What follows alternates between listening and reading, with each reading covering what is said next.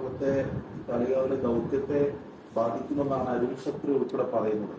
എന്താണ് പുള്ളിക്ക് ദുഃഖപ്പെട്ട് ആ ഓപ്പറേഷൻ നടക്കുന്ന സമയത്ത് DFOനെ മാറ്റാനുള്ള സാധ്യത?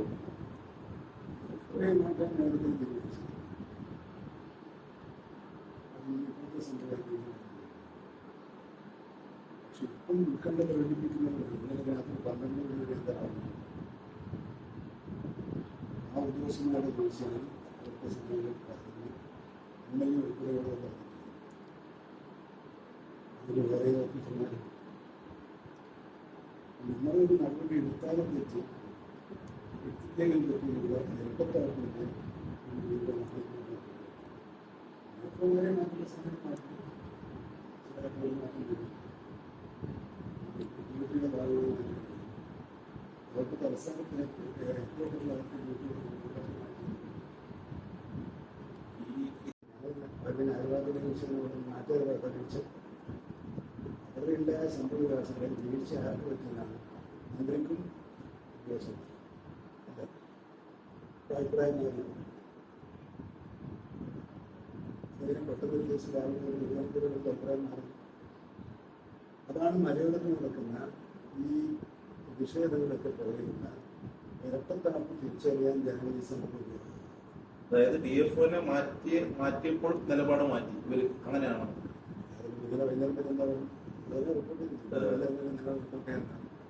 അവരെ വാങ്ങുന്ന വീഴ്ചയാണ്, അവരുടെ പ്രദേശമാണ്, അവരുടെ വേർവാഴ്ചയാണ്, പിന്നെ അവിടുത്തെ വാചക ഉദ്ദേശിച്ചത്. അതിനുശേഷം നടപടി എടുത്തപ്പോൾ നേരെ തിരിച്ച് നിലപാട് അങ്ങനെ സംഭവിച്ചു. ഈ പറയുന്നവരുടെ നിലപാടല്ല. ഈ അവിടുത്തെ ഓപ്പറേഷൻ ഏതെങ്കിലും രീതി ശ്രീ പൈപ്പാടൻ പ്രമോദ് കൃഷ്ണന്റെ നിർദ്ദേശമനുസരിച്ച് സാന്നിധ്യത്തിലാണ് അവർ ഈ ഓപ്പറേഷൻ നടത്തുന്നത്. പിന്നെ ഇതിനേതര CCF അങ്ങനെ ഉന്നത തലത്തിലുള്ള ഉദ്യോഗസ്ഥന്മാരുടെ സാന്നിധ്യത്തിലാണ് അവരുടെ ഓപ്പറേഷൻ. അതിന് ഈ ട്രാൻസ്ഫറിന്റെ യാതൊരു തരത്തിലും ബാധകമാവില്ല. അതിനെ കണ്ടെത്തുകയും പിടികൂടുകയും ചെയ്യുക എന്ന കാര്യത്തിൽ ഒരു കുഴപ്പവും പറ്റാതെ ജനങ്ങളെ ആശ്വസിക്കാൻ ആവശ്യമായ എല്ലാ നടപടികളും ചെയ്യും. ഇപ്പോൾ നിയമനീതികൾ കേട്ടാൽ ഇപ്പം മാറ്റിവരാണ് ഏറ്റവും വിശ്വസന്മാരായ ഉദ്യോഗസ്ഥന്മാരെന്ന ധാരണയിലേക്ക് ജനങ്ങളെത്തും. ബാക്കി ഞാൻ പറഞ്ഞു. ഈ CPM സംസ്ഥാന സെക്രട്ടറി MP പലപ്പോഴും ചില പരിശോധനകളെ പറ്റിയുള്ള ആവശ്യമില്ലെന്നാണ് സംഭവങ്ങൾ കാണിക്കുന്നതെന്ന് അതൊരു കോമൺ സ്റ്റേറ്റ്മെന്റ്. പിന്നെ എന്ന് മാത്രമല്ല ഞാനതിൻ്റെ വളരെ പ്രാധാന്യത്തോടുകൂടി കാണുന്നത്. കാരണം വനംവകുപ്പിൽ എന്തെങ്കിലും അനിഷ്ടകരമായ കാര്യങ്ങളോ തെറ്റായ കാര്യങ്ങളോ നടക്കുന്നുണ്ടെങ്കിൽ ശ്രദ്ധയിൽപ്പെടുത്താൻ അധികാരമുള്ള നേതാക്കന്മാരിൽ പ്രമുഖനാണ് അദ്ദേഹം.